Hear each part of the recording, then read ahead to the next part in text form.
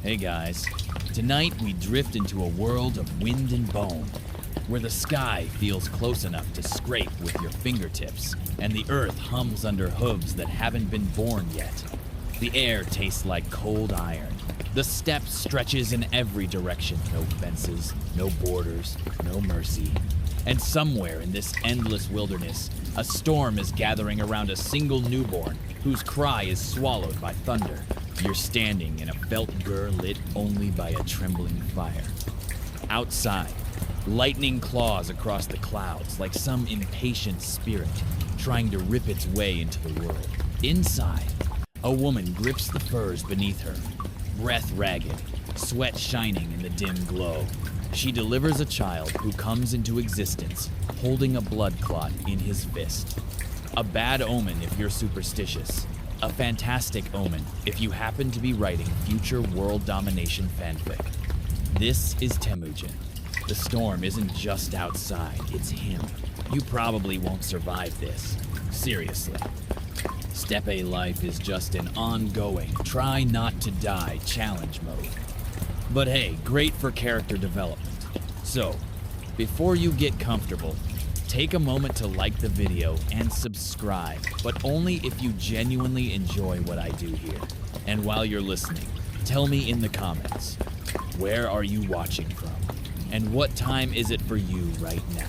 Now, dim the lights, maybe turn on a fan for that soft background hum, and let's ease into tonight's journey together.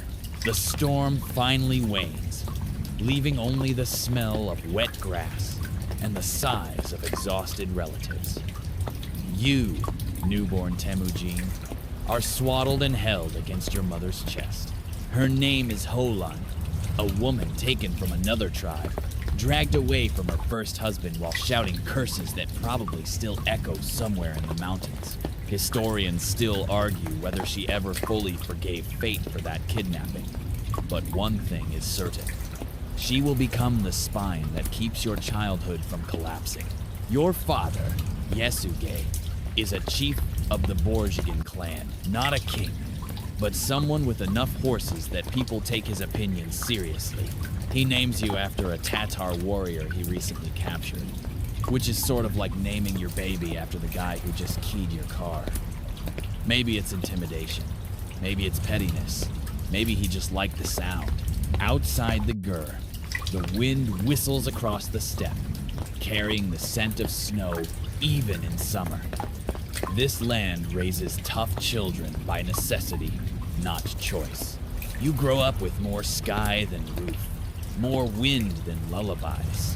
When you're old enough, you're taught to crawl before you can walk, and to grip a bow before you can pronounce your own name. Mongol children in this era learn archery at an age when modern kids learn how to unlock an iPad. There's one mainstream historical fact every Mongol biographer loves to bring up. You're born clutching that blood clot, the steppe equivalent of being stamped future trouble. But here's a quirky tidbit. Some folktales claim that lightning struck unusually close on the night you were born. So close that the horses panicked and broke loose. Scholars debate whether this actually happened, or whether it's just ancient marketing. The same way movies always add dramatic thunderstorms to important births. But symbolically, it fits just a little too well. As a toddler, you're already sharp-eyed. You watch how your father negotiates with visiting clans, gifts exchanged, words spoken with careful politeness, smiles held a little too long. Politics on the steppe is mostly smiling at people you might need to kill later. You don't understand the adult world yet, but you sense the tensions. You can feel the invisible strings that tie clans together, strained, frayed, waiting for the wrong pull. You grow up listening to stories of the great blue sky, of spirits that roam the wind, of ancestors who guide or judge the living. Your mother sings songs about loyalty, survival, and not letting anyone steal your horses because that's basically stealing your entire livelihood. She teaches you to be patient, to observe, to trust your instincts even when the world tells you not to. But childhood on the steppe isn't peaceful. You ride before you can run. You learn to fall without crying, because tears freeze quickly out here. Remember that cheeky, "You probably won't survive this"? Yeah, we're still pretty early in your lifespan, and that statement is still valid. Your father takes you on short journeys. He tells you about alliances, feuds, and how every tribe in Mongolia is basically one cousin removing another cousin from their horse at high speed. You watch him strike bargains, give commands, and occasionally threaten people with the calm confidence of someone who knows he has backup. One day, Yasuge decides you're old enough to choose your future bride not to marry her yet, just to mark the intention. This was normal. Mongol marriage arrangements worked like extremely early pre-orders, so you travel toward the Ulkanut tribe. Along the way, you take in the world. Rivers that run like silver threads through the grasslands. Mountain ridges like sleeping beasts. Herds of horses moving as one. The steppe becomes your heartbeat. At the Ulkanut camp, you meet Berthe, the girl who will later become your wife, your partner, your fiercest anchor. She's quiet, thoughtful, already someone who looks like she understands the world a bit too well. You two don't fall in love instantly. This is not a K-drama. But you do feel a thread tighten between you, the kind of thread destiny loves to tangle later. Your father leaves you there for the night, then sets off back home. The steppe is vast, but news still moves fast when delivered by hooves. Somewhere on his journey, Yasuge accepts an invitation to dine with a group of Tatars, the same people he once captured that warrior from. The same people he named you after. This is what scholars call foreshadowing with poor risk assessment. Historians still argue whether he recognized the Tatars, or whether the Tatars recognized him first. But one certainty remains. He never makes it home. Poisoned, betrayed, gone before he can teach you everything you'll need. You're 9 years old, and the storm inside you wakes up. You return home expecting your father's voice, that low rumble you always pretended not to admire. Instead, you're met with whispers, with the smell of smoke, with your mother standing rigid as a spear. Her eyes are red but dry, as if she ran out of tears hours ago and decided she had better things to do. People avoid looking at you. That's never a good sign. You're 9 years old, but even at 9, you can feel a wrongness in the air, like the sky's been pulled too tight. When someone finally speaks, the words land like stones. Your father is dead, poisoned. The Tatars sent him home on a cart, barely alive. Long enough only to say your name. Historians still argue whether he was targeted specifically for old grudges, or simply unlucky enough to sit at the wrong drinking circle. The steppe has rules, but don't poison the guy you're eating with is apparently optional depending on the decade.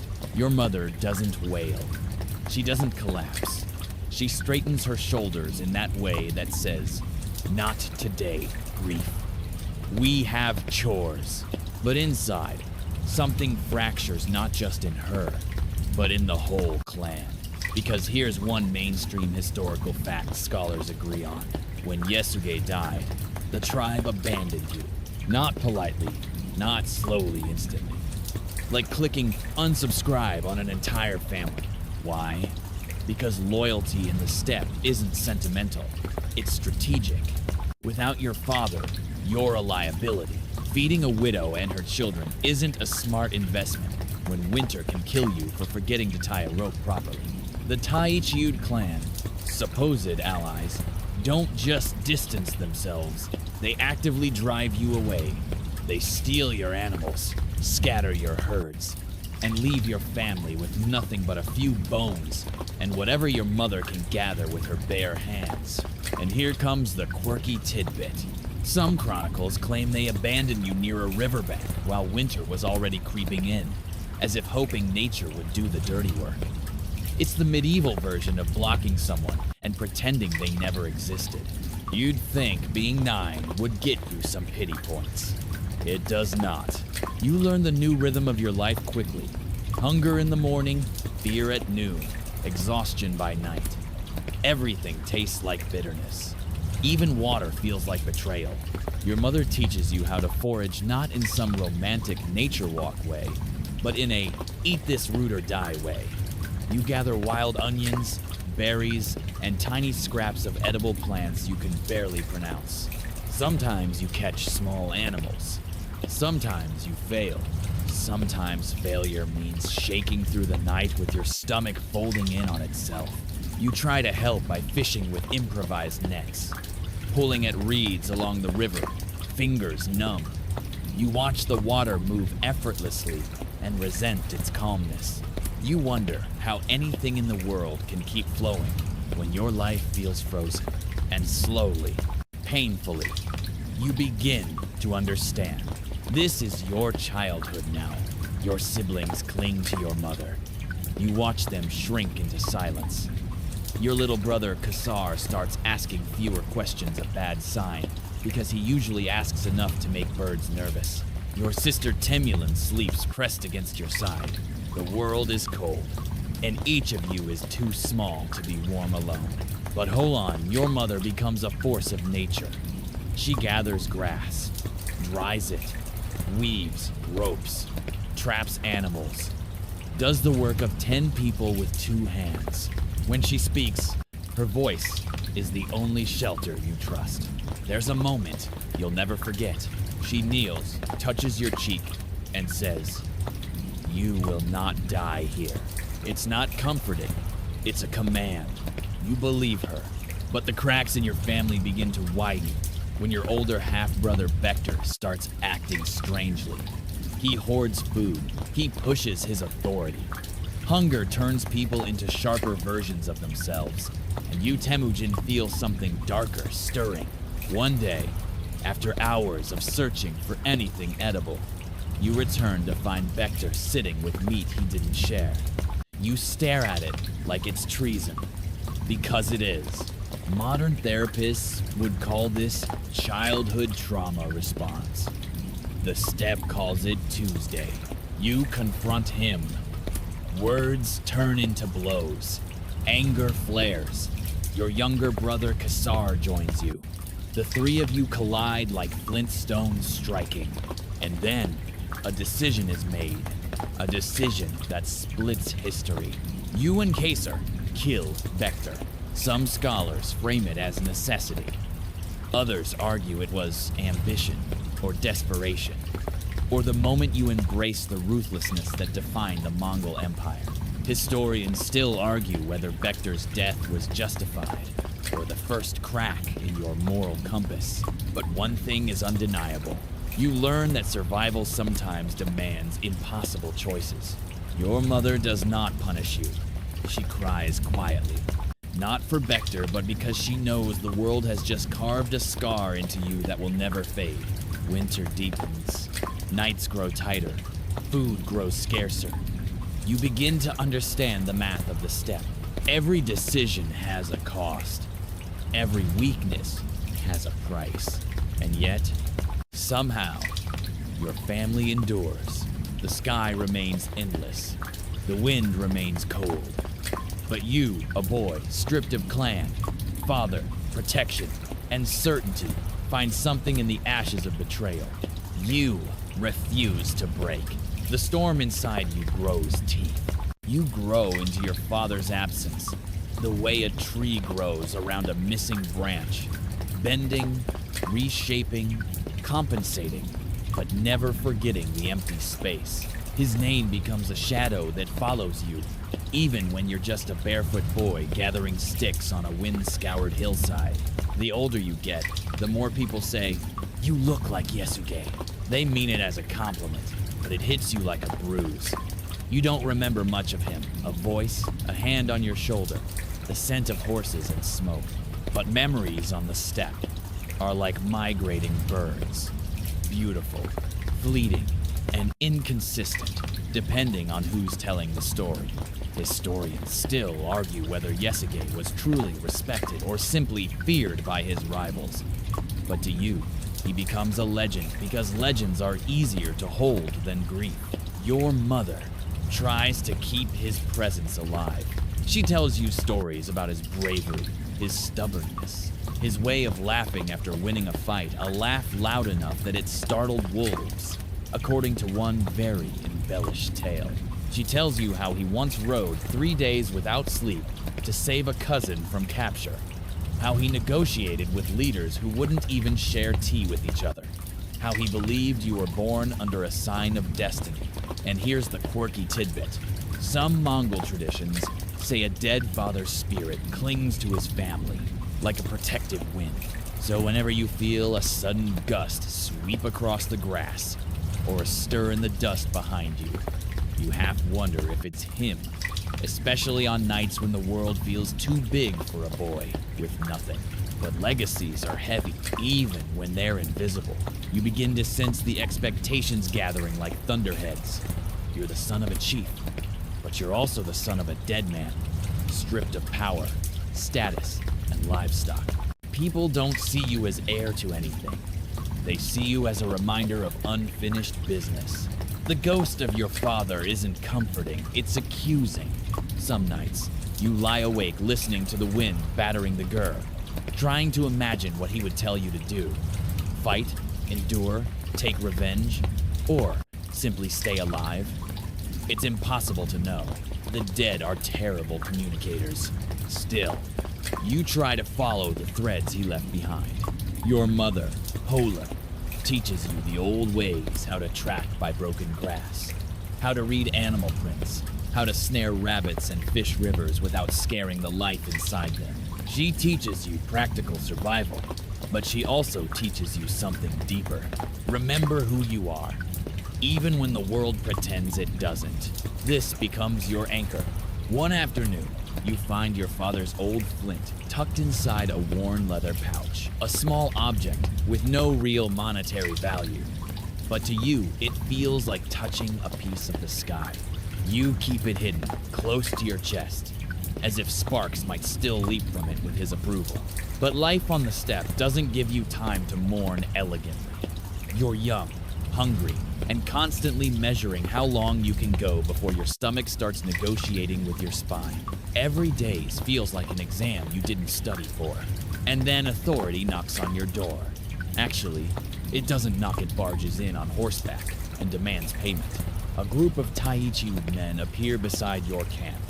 They claim you owe service to the clan you were cast out from, which is like your landlord evicting you and then asking you to mow their lawn. They demand tribute, meat, labor, anything. Your family has nothing. Your mother stands between you, shoulders squared like she's alone facing a storm. The men laugh. They're armed. You're barefoot. You feel your father's absence like a blade pressed against your ribs.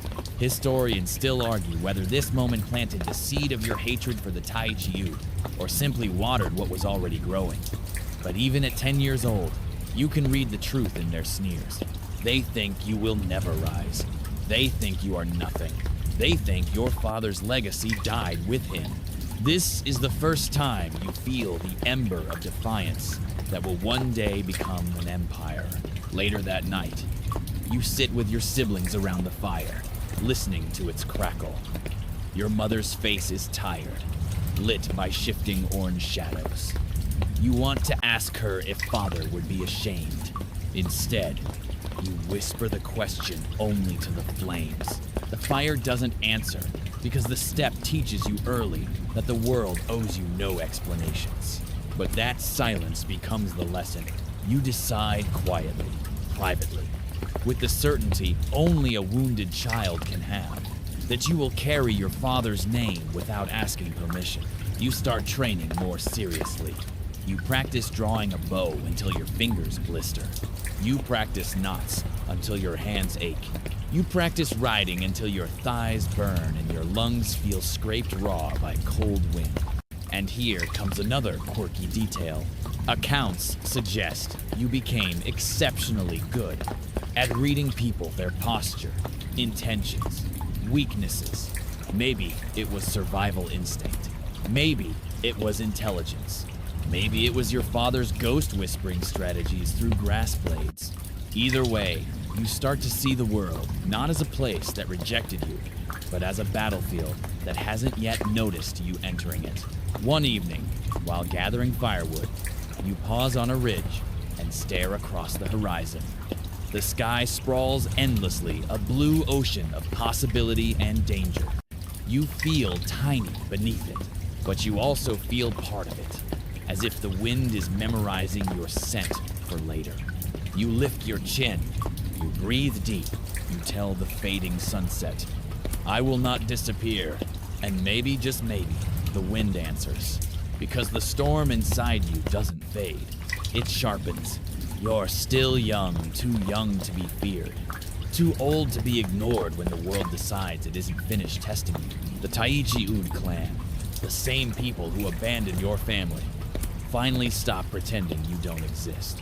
They come for you at dawn, when the steppe's breath is white and the grass crunches underfoot like brittle bones. There's no dramatic chase, no heroic standoff. You're gathering firewood when a shadow falls over you, then another, then the glint of a spear. You know the look in their eyes. It's the look of men who've decided you are easier to control in chains than on your feet. And here's the mainstream historical fact. You were captured and enslaved by the Taichi Ud. Not metaphorically, literally bound, thrown over a horse like an inconvenient bundle, and taken miles away from the life you knew. Your mother screams your name as they drag you off. You hear your siblings crying. You twist, kick, shout, but the rope around your wrists bites deeper, and with every jolt of the horse beneath you, you feel your father's ghost slipping farther out of reach. They take you to their camp, a cluster of gurs surrounded by watchful warriors and dogs that know exactly who's allowed to run and who isn't. They tie a wooden collar around your neck, a kang, a humiliating yoke, shaped to restrict your movements so much you can't even scratch your head without performing a series of awkward yoga poses. Here's your quirky tidbit. Some chronicles claim the collar was so big you couldn't walk through doorways without turning sideways like a guilty camel. Whether that's true or just poetic exaggeration, it makes the humiliation feel real enough to sting.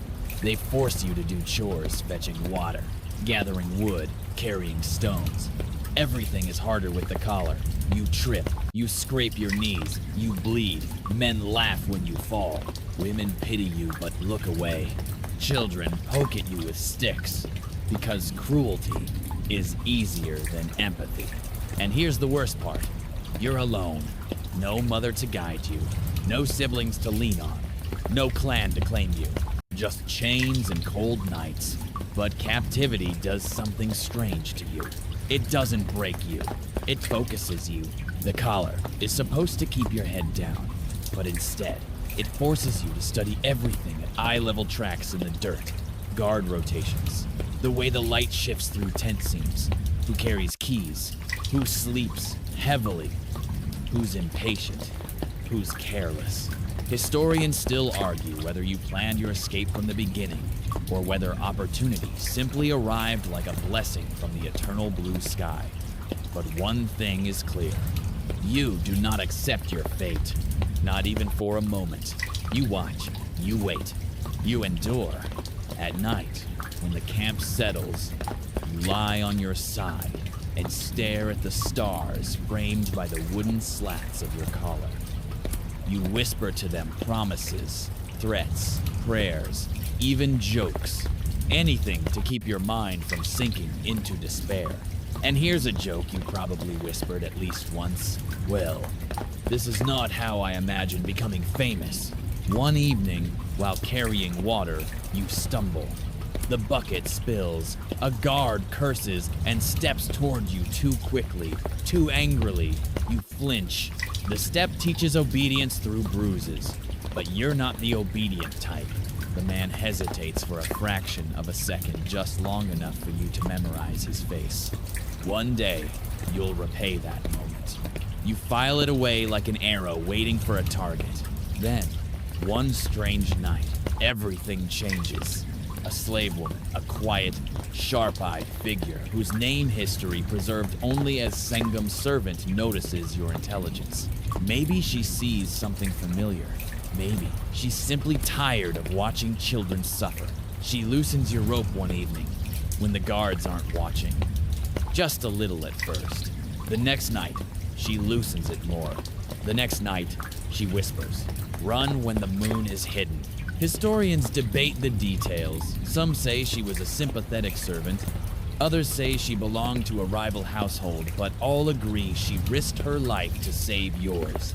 Without her, there would be no Genghis Khan, no empire, no world reshaped by storms. The sky is mottled with drifting clouds. The moon slips behind one. The camp darkens. This is your moment. You move slowly at first. Too many nights of imagining escape have taught you caution. You inch toward the riverbank. Your wooden collar creaks. A dog lifts its head. You freeze. The dog stares, sniffs, then lies back down. You keep going. Your breath is ice. Your fingers shake. Your heart is a drum in your throat. You slip into the river, letting the cold water swallow the sound of your movements. The collar floats awkwardly, knocking against your chest. You hold your breath under reeds, waiting as footsteps thump above you on the bank. A spear pierces the water inches from your cheek. You don't move. You don't blink. You simply sink deeper, and somehow, the guards walk away. When you crawl out of the river, miles downstream, dripping and trembling, you stare at the empty horizon and feel something strange rising through you. Not relief, not fear, not gratitude. Vengeance. Cold, clean, and absolute. The steppe is enormous, but you know it intimately. You begin the long walk home. Every step is a declaration. They tried to chain you. They tried to claim you. They tried to shrink you into nothing, but the storm inside you has tasted captivity now. And storms that escape their cages never return quietly.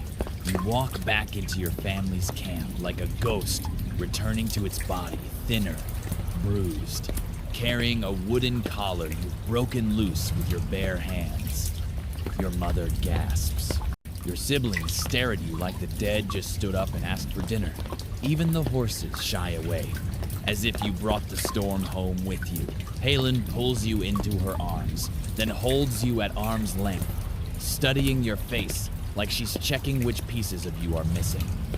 You don't cry. You don't speak. You just exist, breathing, trembling, alive by defiance alone. But captivity changed you, and everyone notices. Your younger brothers, Kassar and Belgate, hover close, whispering questions you don't answer. Your sister, Temulin, clings to your sleeve. Even the wind seems to pause to examine the new edges you've grown. The wooden collar lies beside you in the dirt. A symbol, a warning, a promise. Life continues. Because the steppe doesn't stop turning for one boy's trauma. But you've returned with something your family didn't expect. The will to lead, even without a clan, even without a father, even with nothing. And that's when the real trouble starts. Because your older half-brother, Belgate, and your remaining older brother, Kassar, don't agree on who should lead this fractured little household of castaways. Sibling rivalry is normal. Sibling rivalry in a family abandoned on the steppe with limited food and constant danger? That's a recipe for a Mongolian version of Survivor. Except no one gets voted out. They just get hit with sticks. One mainstream historical fact. The tensions between you and your older brothers escalated into violence. Not the Bector tragedy again, that shadow already clings to you, but new conflicts, new arguments, new fractures. But here's a quirky tidbit. Some accounts claim your brothers sometimes fought over hunting rights, meaning if someone spotted an animal first, it was considered theirs. Imagine 3 starving teenagers fighting over who saw the rabbit first, like Black Friday, but with more fur. The fight starts small. Shoving, shouting, grumbling over food portions. But hunger hits differently. when you've recently escaped slavery. Hunger feels like betrayal. Hunger feels like the world testing if you're ready to break again. And you are not. One day, when the wind is sharp enough to slice your cheeks, a real fight breaks out. You and Kassar clash not because you hate him, but because both of you are trying to fill an authority vacuum. He's older. You're angrier. He swings first. You respond faster. Belgute tries to intervene, but he's no match for the fury burning in your ribs. Your mother steps between you, literally grabbing both of you by your tunics as you snarl like wolves fighting over scraps. Her voice cuts through the cold. You will destroy each other before the world even tries. The shame hits all of you at once. You collapse backward, chest heaving. Kassar wipes blood from his lip and stares at you differently, not as a rival, not as a brother, but as someone who suddenly sees how deep your fire runs. And then, strangely, things shift. Not instantly, not peacefully, not naturally, but decisively. Because here's the scholarly debate. Did this internal conflict help forge your future loyalty as adults? Or did it simply carve fear into your siblings' memories? Historians still argue whether your brothers followed you later out of respect, intimidation, or inevitability. But one thing is certain. This is the moment you begin to realize that if you cannot unite your own blood, you will never unite tribes, clans, or continents. So you take the first step toward becoming the man history remembers. You stop fighting your brothers. You start leading them, not with orders. You have no authority for that. Not with threats you've seen where that path leads, but with something they recognize instinctively: direction. You wake earlier, work harder, hunt farther, endure longer. You return with food even when the wind is merciless. You practice your bow until your fingers split and your knuckles ache. You mend traps. You set snares. You carry more weight than anyone else. Slowly, your brothers follow your rhythm. Survival becomes a team effort. Not because anyone says it aloud, but because the steppe doesn't tolerate lone wolves. Lone wolves die. Packs endure. The shadow of Bector still haunts all of you, circling your thoughts like a hungry spirit. But instead of letting it devour your bond, you use it as a reminder. Brothers fall when they turn against each other. Brothers rise when they choose the same direction. And one night, as the fire crackles outside your gur, and your siblings huddle close for warmth, your mother lays a hand on your shoulder and whispers, "Your father would see you now." You don't answer. You don't know if you believe it, but you let yourself imagine it just for the length of a single breath. A father's ghost, a broken family, a boy hardening into something sharper than grief. These are the first shadows carved into your heart. The world doesn't know it yet, but you've taken one more step toward becoming a storm no one can outrun. You're still young when you realize the steppe has no interest in saving you. It will feed you one day, starve you the next, and freeze you the day after that. The mountain slopes you call home give you shelter, but they offer nothing else. No allies, no protection, no guarantees. The world is one long dare whispered into your ear. Let's see if you survive this. And somehow, you do. Your family lives at the base of a lonely mountain, a harsh, rocky place where the wind cuts through firs as if they're made of spiderweb. You fish when the rivers thaw. You hunt marmots when they aren't clever enough to outwit you. You pick roots that taste like sadness. You live in a cycle of gathering, eating, and hoping winter doesn't take any more than it already has. But even here, even at your lowest, something begins to shift. You start to rebuild. Not a tribe the way your father had not yet, but the beginnings of one. Formed from the people who chose you instead of abandoning you. And the first person who chooses you is a boy named Jamuka, your childhood friend, your sworn brother, your future enemy. But right now, he's just someone who sees you gathering firewood and decides to walk beside you instead of past you. Here's the mainstream historical fact. You and Jamaka were Anda, sworn brothers, a bond considered deeper than blood. You shared food, shared secrets, shared childhood moments when the world still felt small enough to hold in your hands. But here's your quirky tidbit. Some sources claim the two of you once made little figurines out of sheep bones, turning them into improvised warriors in tiny battles drawn in the dirt. Basically, the first Mongolian action figures. You and Jamaka talk about the future. His future, bright and noble, filled with horses and allies. Your future, uncertain and harsh, filled with hunger and unresolved rage. But for a moment, the two paths seem intertwined. Jamaka treats you like someone who deserves respect. It's intoxicating. It's dangerous. Because deep down, you know something about the steppe most children don't learn until they're adults. People change when power enters the conversation. You and Jamaka exchange gifts, tying a symbolic knot in a friendship that will one day unravel violently. For now, though, the knot holds. Life remains brutal. Hunger becomes a daily companion, but even hunger can't stop ambition. You gather allies slowly, boys, from scattered families, outcasts, sons of poor herders. They drift toward you not because you're wealthy or powerful, but because you have something rarer, direction.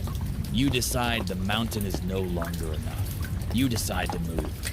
One early summer morning, you pack what little you have, a few strips of dried meat, a bow, that old flint from your father, and lead your family away from the cold stone slopes. The grasslands open before you like a giant unfurled map. You're not looking for a home. You're looking for people. People who will stand with you, fight with you, rise with you. Historians still argue whether this migration was strategic or simply survival instinct. But it doesn't matter. What matters is what happens next. You arrive at a small settlement near the Onan River, the place where you were born, and begin to gather followers, one conversation at a time. A family who remembers your father's kindness joins you. Then another, a horse breeder who owes Halen a favor, a widow with 3 sons. A man disillusioned with his old chief. A boy who wants to see if you truly escaped slavery by biting through wood, like the legends say. Your group grows from 5 to 10 to 20. They don't call it a tribe yet. You don't either, but they follow you. And that's the beginning. Still, the world does not let you rise peacefully. One evening, as dusk bleeds purple across the sky, a band of raiders storms into your campment, searching for horses, provisions, maybe captives. You're barely a teenager, but you don't freeze. You shout orders. You grab a bow. Your brothers flank you instinctively, as though the roles were always this clear. You're almost killed. You kill to avoid being killed. It happens fast, like a spark turning into flame. And afterward, when the raiders scatter and the dust settles, the people look at you the way people look at someone who survived something they shouldn't have. Not with fear, not with pity, but with possibility. Another small group joins you after hearing about the raid. Then another, then another. You have no throne, no crown, no banner, just a reputation that grows like a rumor on horseback. One night, sitting beside the fire, Jamaka tells you, a man who can hold people together can hold the world together.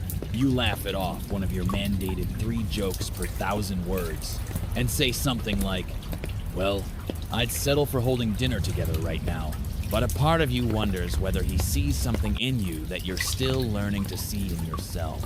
A leader is rising, not from wealth, not from nobility, but from sheer, stubborn, starved determination. You escape the mountain. Now you're building something the steppe hasn't seen in generations. A tribe bound not by blood, but by belief. Belief in you. The wind across the steppe tastes different when you're no longer alone. It carries voices now, your brothers. the families who've joined you, the scattered outcasts who've decided you're worth following. It also carries something you've never truly felt before: momentum. Not enough to call it a tribe yet, but enough to make the world pay attention. And in the middle of this growing movement stands Jamuka, your childhood friend, your mirror, your rival in ways neither of you can yet name. He arrives one afternoon with a handful of riders, the sun behind him turning their silhouettes into long, dark spears across the grass. You walk toward each other with the ease of boys who once shared secrets under trees and argued about whose horse was faster. He's confident, he's charming, he's born into nobility and carries it like a second skin. You're not. You're the son of a dead chief with no herd, no wealth, and a very complicated resume. But Jamuka doesn't treat you like someone beneath him. Not today. Not yet. He sits beside you near the fire, and the conversation flows easily. Old memories, childhood jokes, exaggerated tales of bravery. He tells you your escape from slavery has already spread across the steppe, passed from gur to gur like a good story everyone wants to claim they heard first. Then he leans closer and says, "Let's take the oath again. The Anda Oath, a sworn brotherhood deeper than family, sealed in childhood, now renewed as young men.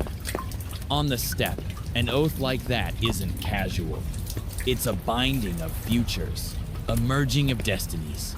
It means you share not just food and shelter, but honor, revenge, and ambition." Here is the mainstream historical fact. You and Jamuka renewed your oath as sworn brothers during this period. And the quirky tidbit? Some accounts say you performed a symbolic ritual, exchanging small items of personal value. According to one retelling, you gave him an arrow, and he gave you a sheep bone trinket with carved markings. The steppe's version of best friends forever bracelets. You accept the ritual without hesitation. You clasp forearms. You bow your heads. You speak words that feel ancient, even as you say them.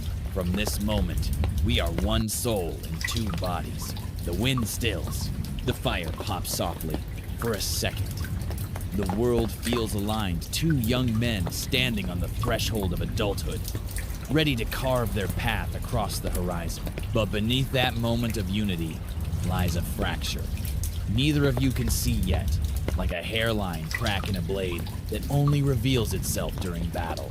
Because as much as Jamuka respects you, he still sees himself as the natural leader between you.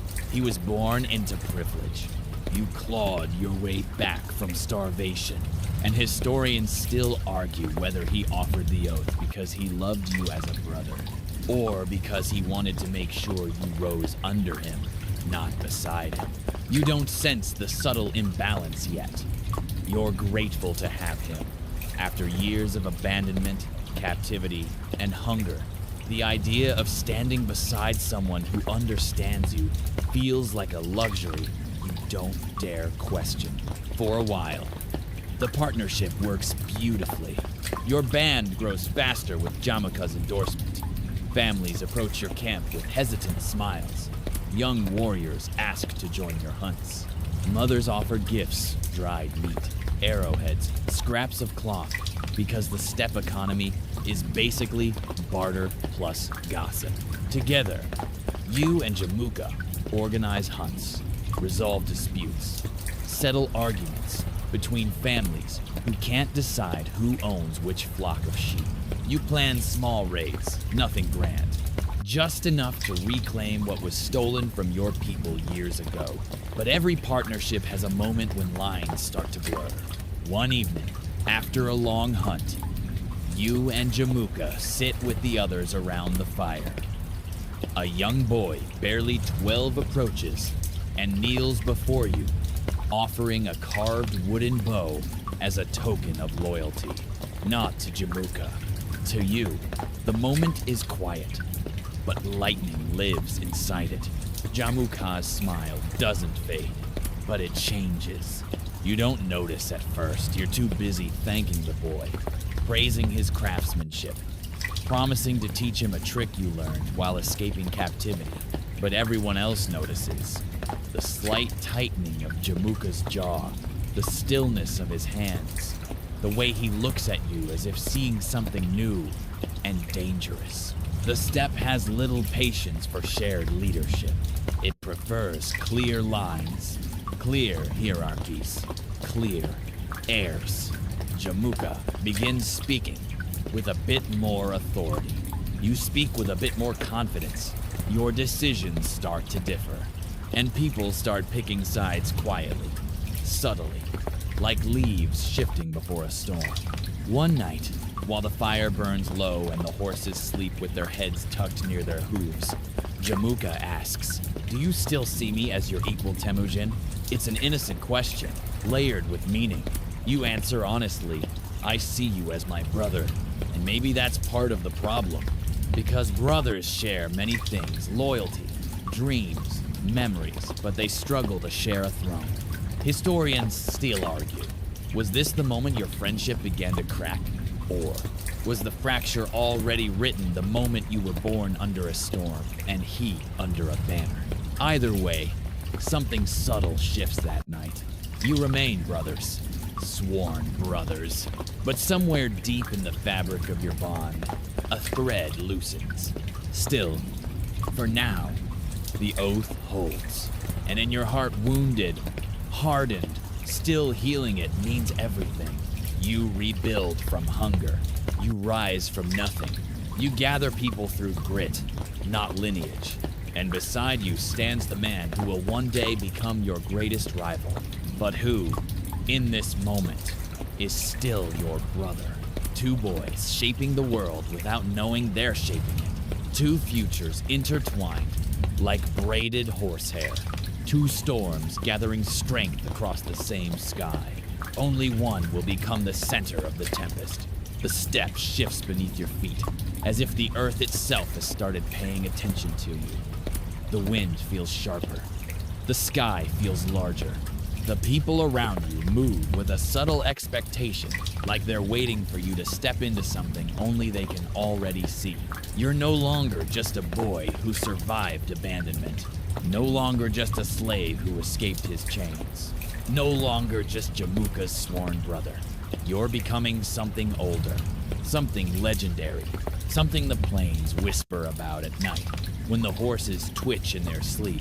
The Mongols trace themselves to a mythical ancestor known as the Blue Wolf, a spirit born of wind and lightning. Warriors claim the wolf howls through the veins of those destined to lead. Most people tell these stories for comfort, a bit of poetic mythology to decorate daily hardship. But you start to feel it, not as a myth, as a pulse. One mainstream historical fact is simple. This is when you begin calling yourself the heir of the Blue Wolf line, a symbolic identity that unifies scattered clans. But here's the quirky tidbit. Some accounts say a shaman once examined your face and declared your eyes wolf-born, which sounds dramatic until you realize Mongol shamans said this to maybe 2 people per generation. It was still a big deal. Your camp isn't just a gathering of families anymore. It's a center of gravity. People arrive not because they're desperate, but because they're curious about the boy who carries storms in his chest. The young man whose name spreads faster than gossip during a long winter. And with every new family, your priorities shift. You stop thinking about survival. You start thinking about structure. You've watched clans fall apart from the inside, bickering, betrayal, tribal arrogance. You saw it with your father's allies, with the Taichiud, even in the small frictions among your own brothers. You begin to form ideas, not yet laws, not yet decrees, but principles. Respect given to the worthy, not the wealthy. Loyalty earned through action, not lineage. Punishment for betrayal, but forgiveness for those who seek it honestly. Radical ideas for the steppe, revolutionary even. But they grow in you naturally. Because your childhood carved you into a man who refuses to let chaos rule. And then one day, something changes everything. A messenger arrives from the Olkana tribe, breathless and urgent. Poetic, your promised bride. The girl you met years ago beside a quiet river. The thread you thought fate had severed. Her family summons you. They expect you to honor the arrangement made long before your world shattered. Jamuka rides with you, still your brother, still honored, still unaware of how fate is twisting your paths. Your followers ride too, creating the first true image of what your leadership looks like. Not a ragged band, but a moving, breathing promise. Berte's family welcomes you with respect, not pity. They see the change in you, the posture, the presence, the fire behind your eyes. Her father, Daisechin, watches you carefully during the negotiations. Historians still argue whether the marriage was political strategy or emotional loyalty.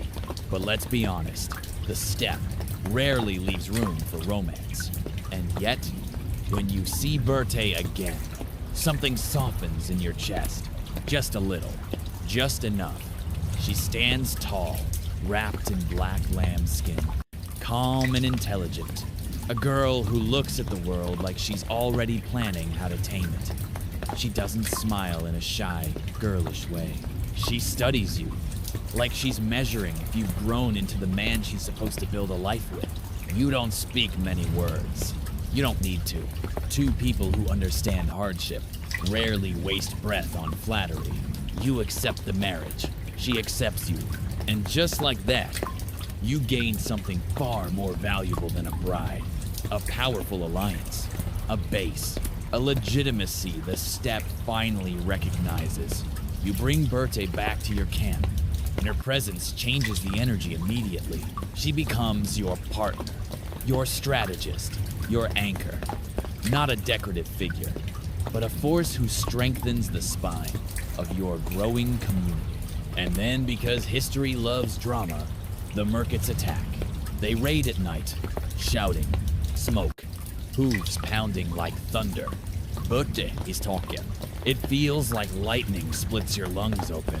Your men scatter. Your heart fractures. Your oath with Jamuka snaps awake with its old force. Because when you beg him for help, he agrees instantly. Together, you ride across rivers and ridges, traveling through darkness, like two wolves hunting the same prey. And here lies the moment scholars never agree on. Was this rescue driven by love, or by pride, or by destiny? It doesn't matter. What matters is that you succeed. Berte is returned. You strike fear into the Merkits, and your allies look at you differently now, not as a rising leader, but as someone chosen by the very spirits of the land. When you ride back into camp with Berte beside you, the people don't see a young man anymore. They see a symbol, a wolf among men. A leader forged by suffering, sharpened by loyalty, and fueled by something primal. The banner you carry isn't cloth. It's your name, your spirit. The blue wolf rises, and the steppe begins to unify. Not by force, not yet, but by belief. You return from rescuing Berte with more than a wife, more than an alliance, more than vengeance satisfied. You return with momentum, a force that feels almost physical, like the wind itself has decided to help push you forward. Your people feel it. Your brothers feel it. Even Jamuka feels it, though he hides it behind a calm smile that doesn't quite reach his eyes. The steppe, usually indifferent, begins to tilt in your direction. But momentum alone won't unify tribes that have spent generations stealing each other's horses, burning each other's camps, and arguing over which lineage of wolf descendants is more legitimate. So you do something almost no one expects. You start building order. Not a kingdom, not yet, but a structure invisible at first, like the bones inside a newborn foal. And it begins with people. You gather warriors not by wealth, not by bloodline, but by loyalty. You elevate men of skill rather than men of pedigree. You abolish the old rule that sons of nobles automatically outrank sons of shepherds. This is the mainstream historical fact. You reorganize Mongol society around merit the seeds of what will become the Yasa, your code of laws. But here's your quirky tidbit. Some accounts say you had an unusual fondness for organizing people by tens groups of 10, 100, 1,000, and 10,000 because it made your army feel like a giant, mathematically satisfying pastry. Okay, no one says pastry, but you get the idea. Clean structure equals terrifying efficiency. You create units that mix clans instead of grouping families together. Why? Because clans turn into factions. Factions turn into rebellions. Rebellions turn into annoying paperwork. Better to scatter them, blend them, forge unity from diversity. The elders grumble. The nobles whisper behind your back. The steppe has always been proud of its chaos, its freedom, its unpredictability, its constant horse-stealing drama. But you're not trying to remove freedom. You're trying to remove weakness. And everyone who ever abandoned your mother, enslaved you, stole from you, or laughed at your poverty, they start to panic. Because order is dangerous to people who benefit from disorder. Your camp grows. Your warriors train harder. Your horses are bred stronger. Your strategies evolve from simple raids into coordinated strikes that look suspiciously like the beginnings of a disciplined army. Jamuka watches all this with a tightening jaw. He still sees you as a brother, but now he sees you as a rival too. One evening, you sit beside the fire with him, just like when you were boys. The sky is clear, the stars sharp. Berthe sits nearby, quiet but observant, with the posture of someone ready to defend you with words sharper than blades. Jamuka breaks the silence. You gather the lowborn as if they are equals. You raise an eyebrow. They fight well. They are not our kind. You laugh one of our required light jokes and say, well, they bleed the same, and they complain less than nobles. He doesn't laugh. The crack between you, once thin and delicate, widens. Historians still argue whether Jamuka's resentment stemmed from pride, jealousy, or fear of losing influence. Some say he simply couldn't stand the idea of sharing power with a man who came from misfortune instead of nobility. Others argue the break was inevitable the moment you accepted the role of leader rather than follower. But whatever the reason, the tension grows. Your people gather around you because they feel you understand them. The poor, the outcast, the ambitious, the hungry. You are one of them. You're not trying to become a noble. You're trying to become something new. Jamuka, meanwhile, begins gathering people who prefer the old ways. Aristocrats, traditionalists, clan elders who believe leadership belongs to birthright, not merit. Two visions of the steppe, two futures, two storms building on the same horizon. But right now, before the inevitable clash, your focus is on breaking the steppe, reshaping it from a fractured wilderness into a unified force. You implement small rules first. No stealing livestock within the camp. No kidnappings among allied families. No killing without cause. No abandoning widows or orphans. A rule you enforce with a quiet, personal fury. You are building something radical. Trust. Not the sentimental kind, the practical kind. The kind that allows warriors to sleep without checking which cousin is plotting against them. The kind that lets families share grazing land without starting blood feuds. The kind that gives people something more valuable than a full belly. Predictability. The steppe begins to change. Slowly, uneasily, but undeniably. And then because the universe hates giving you peace trouble, arrives in the form of an insult disguised as tradition. A neighboring clan refuses to acknowledge your authority. They send back your envoys with bruised faces and mocking words. They claim you're just a boy pretending to lead. So you answer the way the steppe respects, with a raid so precise, so swift, so overwhelming that clans miles away still whisper about it while milking their goats. You destroy their arrogance without destroying their people. You take their horses, not their lives. You demonstrate strength without cruelty. Fear spreads. Respect spreads faster. You aren't a warlord. Not yet. You're becoming a lawgiver, a unifier, a storm with intention. The people begin calling you something new. Temujin the Just. Temujin the Wolfborn. Temujin, who breaks chaos like a wild horse and rides it. The steppe has been fractured for generations, but under you, it begins slowly, quietly to take shape. Order, unity, purpose, the kind of foundation only someone who survived abandonment, slavery, and hunger could ever imagine. You're not just learning how to lead, you're teaching the steppe how to follow. The steppe no longer feels indifferent to you. It feels charged, as if every blade of grass hums with anticipation. The wind carries your name the way it carries the scent of rain before a storm, a warning, a promise, a shift in the air that animals sense long before humans understand. Your people are no longer a scattered cluster of families. They're no longer a band. They're no longer even a tribe. They are the beginnings of a nation on horseback. Something the world around you has no vocabulary for yet. And mounted at its center, you feel a clarity you've never known before. Here's the mainstream historical fact. You reorganize your followers into a disciplined cavalry, unlike anything Asia had ever seen. Fast, flexible, deadly, and loyal beyond reason. But the quirky tidbit? Some accounts claim you trained your warriors to ride without stirrups during drills, forcing them to develop balance so supernatural they could stand up on galloping horses to shoot. Whether or not that's perfectly true, the image is too good to question. An army of human lightning bolts, upright on thundering hooves.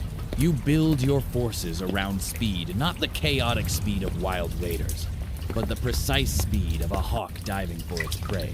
Scouts ride days ahead. Messengers switch horses every few miles. Arrows are carried in bundles like reeds. Horses are treated like sacred engines. Your warriors can cross 100 miles in a day if necessary. They can feign retreat so convincingly that entire armies chase them into traps. They can read smoke on the horizon, dust trails on the earth, and subtle shifts in wind like scholars reading poetry. You don't just command an army, you command a network, a living organism spread across the plains, communicating through hooves and dust and instinct. And the steppe begins to unify. But unification has a cost, because for every clan that joins willingly impressed by your laws, your competence, your refusal to tolerate bullying, another clan clings to the old ways. And when diplomacy fails, you let your horses speak in the language of thunder. One morning, a messenger from the Jadaran clan rides in, his face pale, his hands shaking. They refuse to obey your new order, the order to mix families into larger units, ending centuries of clannish pride. They call it an insult. They call it an attack on tradition. You call it progress. They raise their banners. You raise your army. The battle is swift, ruthless, and controlled. You crush them, not because you want blood, but because you want the steppe to understand a truth it has forgotten. Unity is not optional. Unity is survival. After the battle, you could annihilate them. That's the old way, the expected way, the satisfying way for leaders who rely on fear. Instead, you offer amnesty as long as they follow your laws. This is the moment, historians argue, when you shift from successful war leader to nation builder. Some scholars claim your mercy was strategic. Others claim it was moral. Still, others argue it was simply practical, because killing everyone makes for very small tax bases. Whatever the reason, the steppe notices. Your army grows again. Your alliances multiply. Your influence spreads. Jamuka watches all this from a distance now, gathering the nobles who hate your reforms, the aristocrats offended by your rise, the clans nostalgic for the old days when bloodline ruled and merit kneeled. You, meanwhile, keep building. You create a messenger system so efficient that future historians will compare it to the internet. If the internet had hoofbeats and smelled like horse sweat, riders dash across the land, carrying messages on leather tags, swapping horses at designated stations you've scattered across the plains. The world shrinks, connections tighten. You can be everywhere at once, and the more your army grows, the more your vision grows with it. You begin training special units warriors who ride light for speed, heavy for impact, silent for infiltration. They carry composite bows that can shoot farther than anything your enemies possess. Arrows that curve mid-flight like birds changing direction. Your people start calling themselves something new. Mongols. Not just Borikin. Not just Taichu. Not just Jadaran.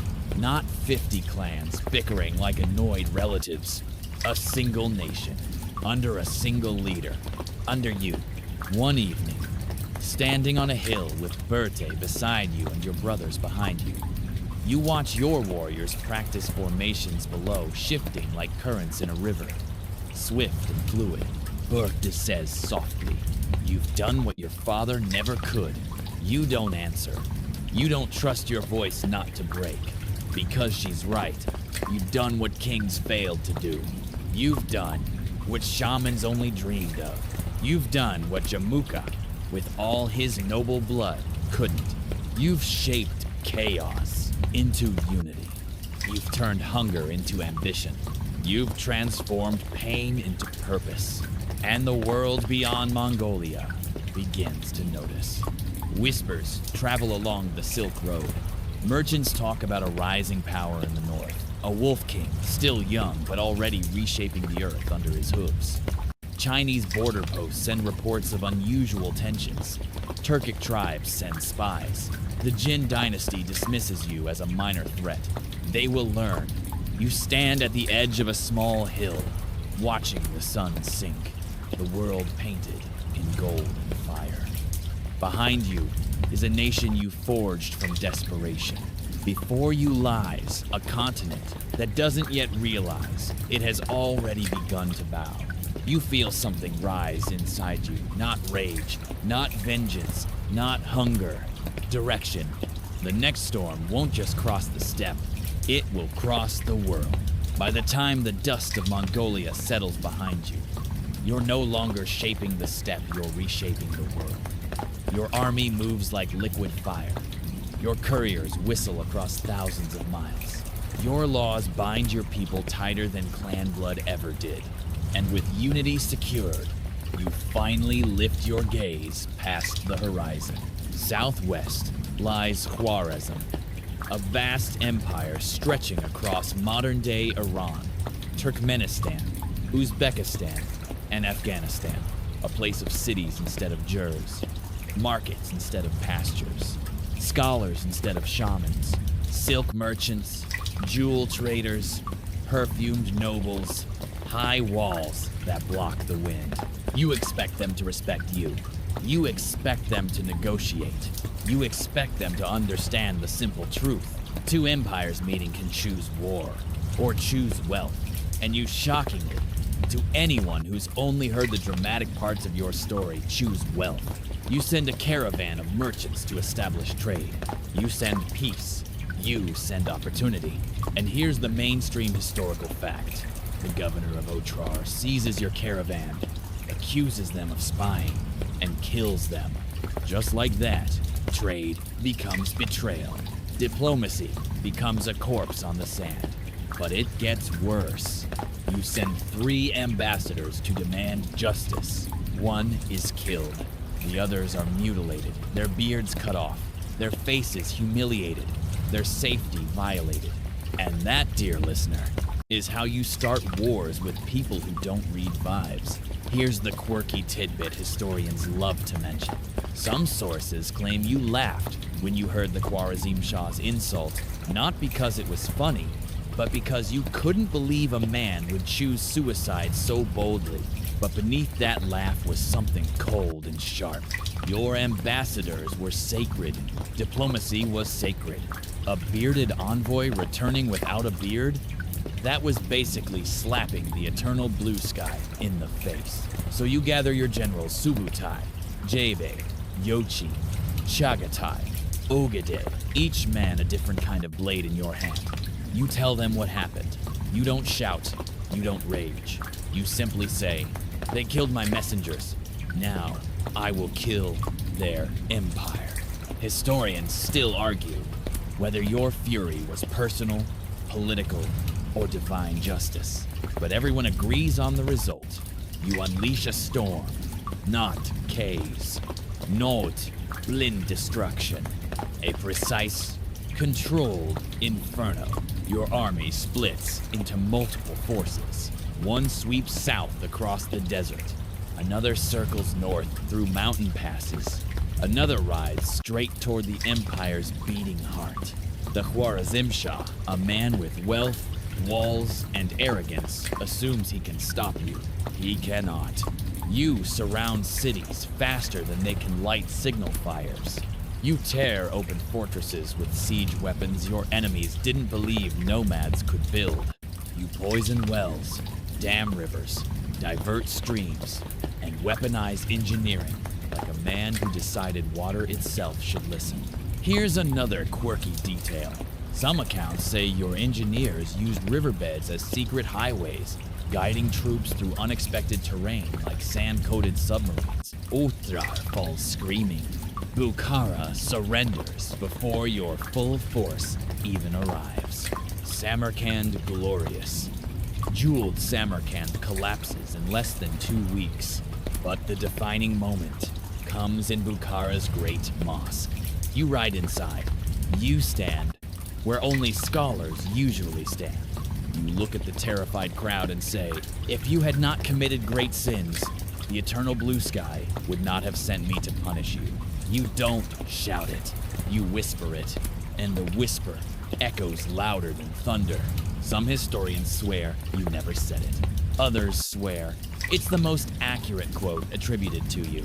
Truth or myth, it doesn't matter. Its impact does. The Khwarazm Shah flees, runs, abandoning his people, his throne, his sons, his pride. You pursue him across deserts and mountains until he dies miserable and alone. A man who once ruled millions, reduced to a fugitive with no one left to lie to. But the empire isn't truly dead until you finish the work. So you do. Your armies sweep every city, every oasis, every stronghold. Your fury burns slow and deliberate, like a controlled burn clearing dead forests to let new life grow. You don't destroy for pleasure. You destroy because the steppe taught you a lesson early. When someone murders your peace, you answer so the world never forgets the cost. And after Khwarazm falls, the world does remember. Diplomacy is no longer optional. Respect is no longer negotiable. Messenger safety becomes a geopolitical priority. Your name spreads along the Silk Road like lightning crawling across night sky. Temujin, Genghis, the Khan who punishes arrogance, the Khan who avenges insult, the Khan whose armies move like a single heartbeat. You tried peace. They chose fire. And in answering them, you show the world what a storm looks like when it rides on horseback. The fires of Khwarazm dim behind you, but something else rises in their smoke. Opportunity.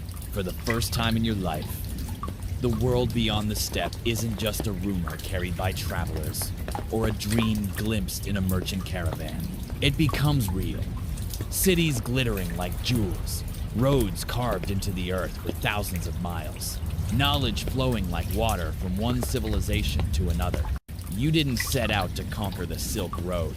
But the Silk Road has a way of pulling conquerors toward it, like gravity drawing planets into orbit. Here's the mainstream historical fact. Your empire becomes the first force in history to control the entire length of the Silk Road under a single hand. And here's a quirky tidbit. Some sources claim Mongol soldiers were so mesmerized by silk that a few tried wearing it under their armor, believing it softened arrow wounds. Oddly enough, it kind of worked. Now, with Khwarezm broken and its cities under your banners, you finally see what the world has been hiding from you. Gold, scholars, maps, medicines, astronomical instruments that look like metal spiderwebs, texts written in languages that twist like vines, spices that make your cooks question every life choice they made before tasting them, and merchants, thousands of them blinking at you with fear and opportunity mixed in their eyes. You discover something shocking. The rest of the world has been living very differently than the steppe. Walls, libraries, taxes, water clocks, perfumed oil, markets where you can buy a single bolt of silk for the price of an entire herd. You should feel out of place. You don't. Because instead of being intimidated, you feel curiosity crackle through you like static inside fur. You ask scholars to explain their scripts. You ask engineers how they lift water from wells without ropes. You ask merchants how spices stay fresh over such long journeys. You ask anyone, anything, absorbing knowledge like a sponge soaking up oceans. Historians still argue whether you were truly illiterate. Because while you never learned to write in the formal sense, your memory was so sharp you could dictate entire legal codes word for word. You read the world differently, not line by line, but pattern by pattern. And now you begin connecting patterns across continents. You see how trade can bring stability, how safe roads can enrich entire populations, how knowledge can strengthen armies, how diversity, instead of division, can become the backbone of empire. Your laws evolve, your governance expands, your administration becomes sophisticated enough that future empires will study it like a manual. You decide something radical. Trade must flow. No bandits. No corrupt officials. No extortion. No random fees. No, my uncle owns this road. Nonsense. If a merchant travels under your banners, they are protected. This is where YAM, your postal relay system, becomes something more. Rest stations evolve into supply hubs. Supply hubs evolve into guard posts. Guard posts evolve into safe zones. Suddenly, a merchant can travel from China to Persia without fearing bandit chiefs, tyrant princes, or bored soldiers with sticky fingers. And this changes everything. Goods move faster. Information spreads quicker. News travels before armies do. You build something the ancient world had rarely seen. Communication networks spanning thousands of miles. One night, near the banks of the Sir Daria River, you sit with your generals and study a map. Subutai, your iron shadow. Your greatest strategist traces paths across mountains and deserts with a bone pointer. He explains how controlling trade routes isn't just about wealth, it's about prediction. If you know where goods move, you know where people move. If you know where people move, you know where armies must respond. You nod, not because you understand perfectly yet, but because you see the shape of it. The idea that an empire can be maintained by information, not just force. Berthe watches you from across the fire, proud but concerned. She knows this new horizon will pull you farther from home. She knows you belong to the world now, not just the steppe. Her eyes reflect the flickering flames, a reminder that everything you build casts a shadow. But for now, the fires burn bright. People begin whispering new things about you. Genghis Khan guards the roads. Under his rule, a virgin carrying gold can walk anywhere unmolested. Trade flourishes in the shadow of the great Khan. A merchant's word becomes law. as long as his taxes are paid.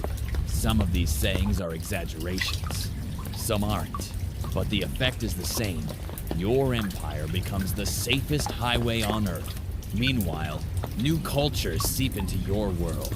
Muslim architects sketch minarets on hides. Chinese engineers show you siege engines that fold like wooden origami. Persian scribes describe cities glowing with lanterns. Uyghur scribes help you take the first steps toward empire-wide written communication, a script adapted for your people, elegant and efficient. Every night, you learn something new.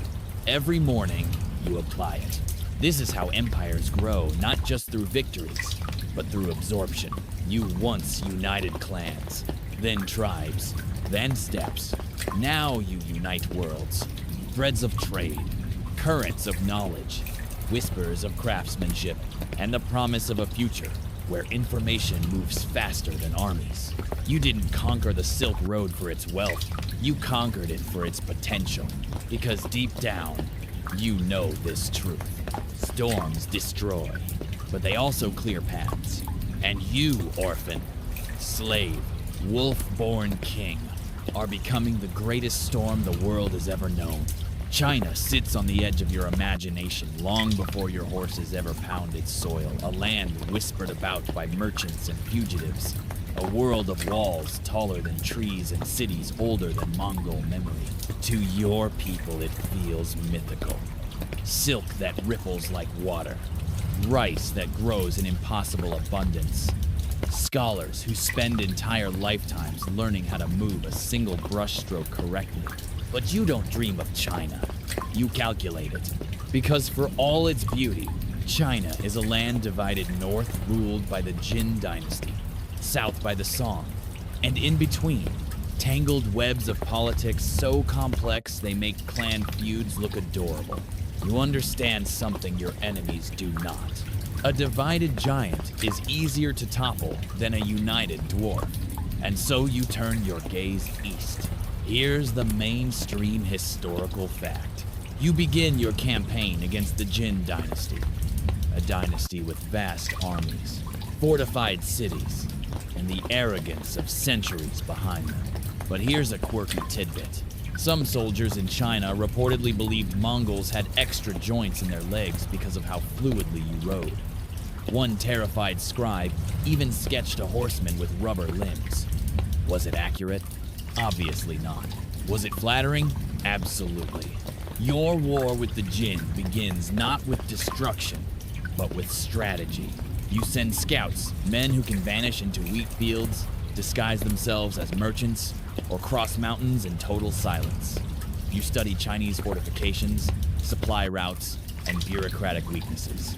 You analyze how their generals think, how their soldiers panic, how their commanders boast, and you discover the fatal flaw. The Jin army is strong, but it is slow. Your army is strong and fast. Speed becomes your weapon. Flexibility becomes your shield. Engineering becomes your surprise.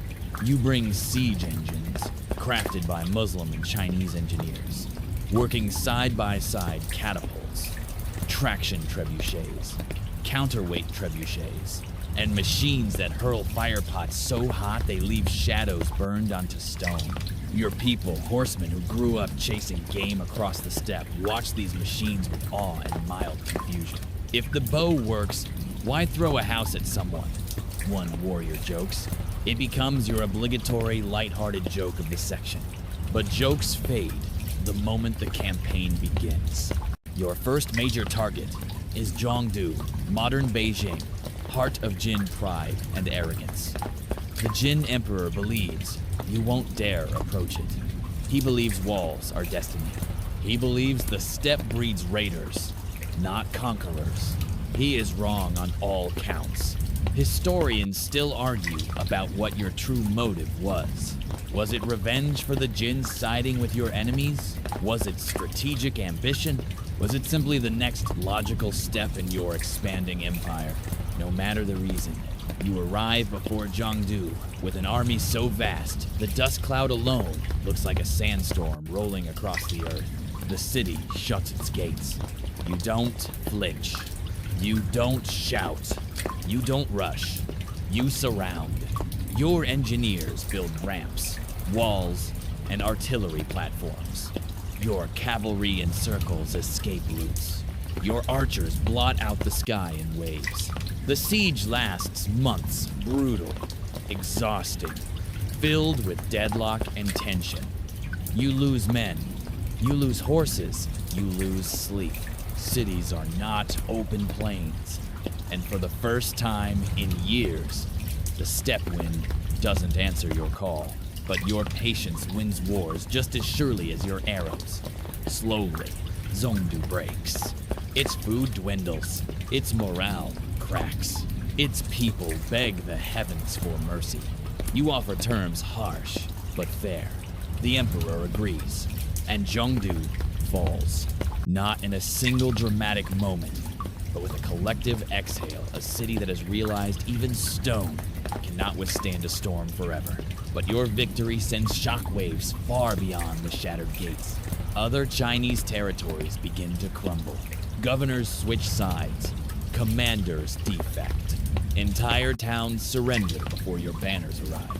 Still, China is enormous, too vast for one campaign, too complex for one season. So you divide your forces. Subutai moves west. Your son strikes south. You move along the northern arteries, tightening your hold on every mountain pass and river crossing. Then you do something unexpected. You leave, not permanently but strategically. You return to Mongolia to consolidate power, restructure your laws, and prepare for the next phase of empire. You know China isn't finished. You know the Song dynasty still waits to the south. You know Jin survivors will regroup. But you also know this. China has felt you. China has feared you. China has changed because of you. And the world takes notice. Persia whispers your name like an approaching winter. Russia trembles under rumors. Europe hears faint echoes and shivers. China, the oldest giant, now stares outward instead of inward. You've done more than clash with a dynasty. You've awakened a civilization. One evening, as you camp near the Gobi Desert, Berthe leans against you and says softly, "The world is becoming smaller." You watch the stars overhead, the same stars your ancestors followed. The same stars that guided your vengeance, your battles, your victories, and you understand what she means. The storm you carry is no longer sweeping across tribes or steppes. It has crossed into worlds older, richer, more complex. It has crossed into civilization itself, and civilization is beginning to bow. You stand on a ridge overlooking a horizon that no longer feels like a boundary. It feels like a mirror, reflecting every place you've conquered, every road you've opened, every city whose gates buckled under the weight of your determination. The world stretches beneath you like a map drawn in real time, inked by hooves, sealed by dust. But with empire comes something you've never had before. Time pressure. Not the kind that counts days, but the kind that counts destinies. You've accomplished what no steppe warrior dared dream, unifying Mongolia, breaking the Khwarezm Empire, shaking China's foundations, making trade safer than it has ever been. But the world is enormous, and each victory pulls you farther from your youth, farther from the mountains where your mother kept your siblings alive, farther from the boy who once dug roots out of frozen soil. And yet, somehow, you feel faster now than you did at 15. Here's the mainstream historical fact. Your empire becomes the largest contiguous land empire in world history, while you are still alive. Not posthumously, not by accident, by your own hand, your own orders, your own vision. But here's the quirky tidbit. You travel so constantly, so relentlessly, that your generals claim they often couldn't guess where you'd appear next, like some nomadic teleportation skill. One account jokes that if a man saw you at dawn in the east, he shouldn't be surprised to find you in the west by noon. Your horses probably hated you for this. Your days are filled with decisions weighty, world-altering choices delivered with the calm of someone assigning chores. Should the next campaign turn south toward the Song dynasty? Should punitive riders sweep the remaining Jin pockets? Should Subutai scout the west? Should laws be tightened, loosened, refined? Should a new caravan route be carved through the desert? But every decision is haunted by a shadow, not a threat, but a truth you can taste in the wind. Time is no longer your enemy. It is your rival, and rivals are meant to be outrun. So you do what you've always done, you ride. You cross the Gobi Desert, with caravans trailing behind like a comet's tail. You cross the Altai Mountains with your generals at your flank. You cross rivers swollen with meltwater, your horses swimming like spirits through icy currents. Your empire stretches from the Caspian Sea to the Pacific. A world knitted together not by geography but by motion.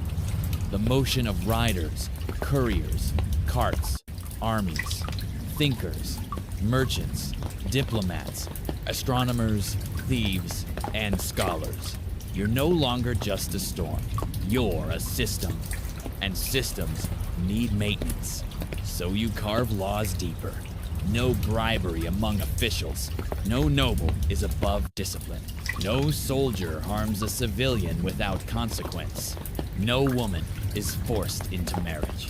No adoption is overturned by bloodline greed. No failure to pay taxes goes unnoticed. Your empire has a very tidy spreadsheet, metaphorically speaking. Historians still argue whether your laws were strict or fair. The truth is they were both. Mercy without structure is chaos. Structure without mercy is cruelty. You strike the middle with the precision of an archer hitting a bird mid-flight. But while the world strengthens, your body begins to feel the cost of years spent, sleeping in armor, breathing cold desert air, eating whatever your cooks didn't burn. You're still powerful, still sharp, still commanding armies with a gaze, but you're not made of iron. Your sons sense it. Your generals sense it. Even your horses sense it. The older ones nudge you gently now, as if aware you've carried more weight than any man should. The campaigns continue, but a new thread weaves into them. Legacy. One night, while camped near the Khingan Mountains, you call your sons to your girl. The fire is low, the air thick with the scent of pine and smoke. Bote sits beside you, quiet as always, her presence a steadying force. You speak about the Empire not as a warrior, but as a father. The world we shaped must not break when I am gone. You divide your empire in your mind not to weaken it, but to preserve it. You assign responsibilities. You judge strengths. You anticipate weaknesses. Historians still argue whether you believed your lineage would maintain unity or whether you simply hoped they would. But deep down, you know a storm can't be inherited. Only the path it clears can be. Still, you plan. Still, you push forward. Still, you ride. You revisit each major corner of your empire. The oases of Central Asia, the frozen heights of Mongolia, the plains of northern China, the river valleys threading through conquered lands.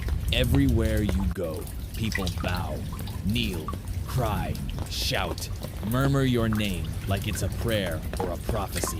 You never intended to become a legend, but legends form whether you ask for them or not.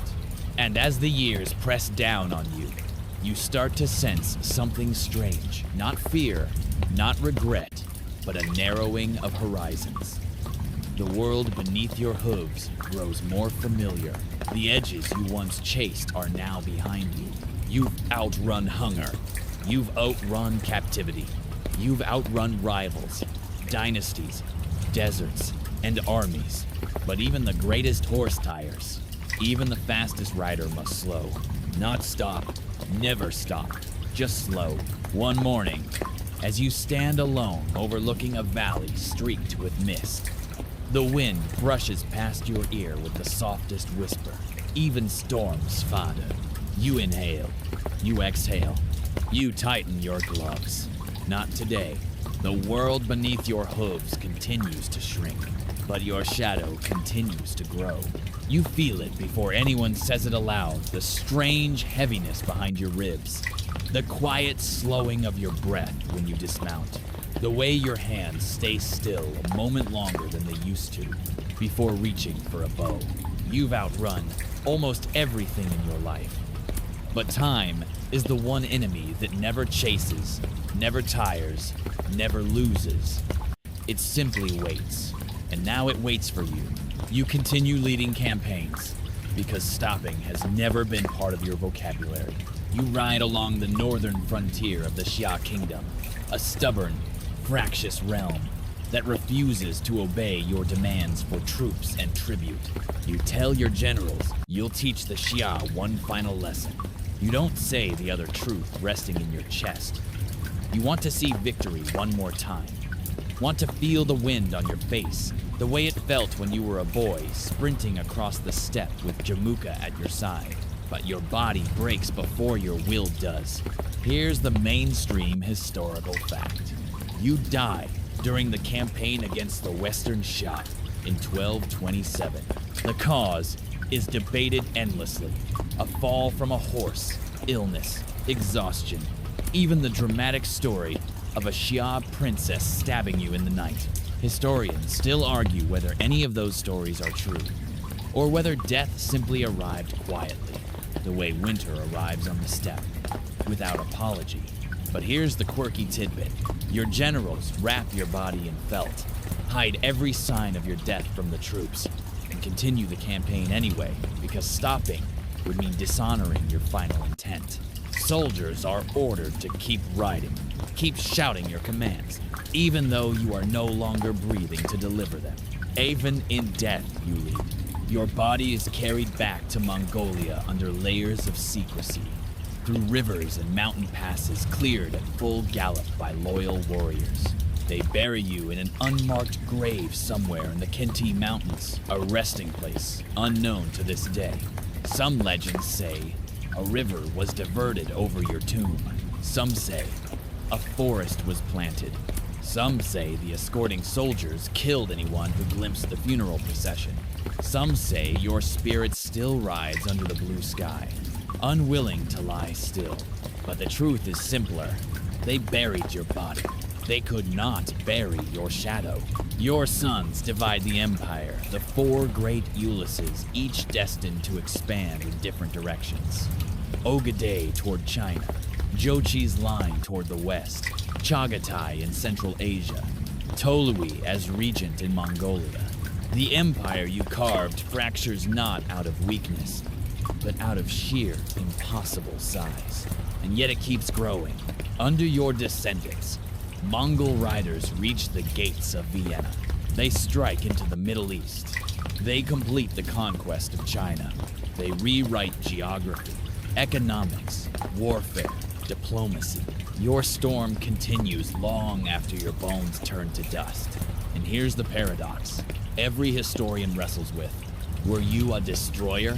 Or a builder? A tyrant? Or a visionary? A symbol of terror? Or a symbol of connection? The truth, as always, is not a single shape.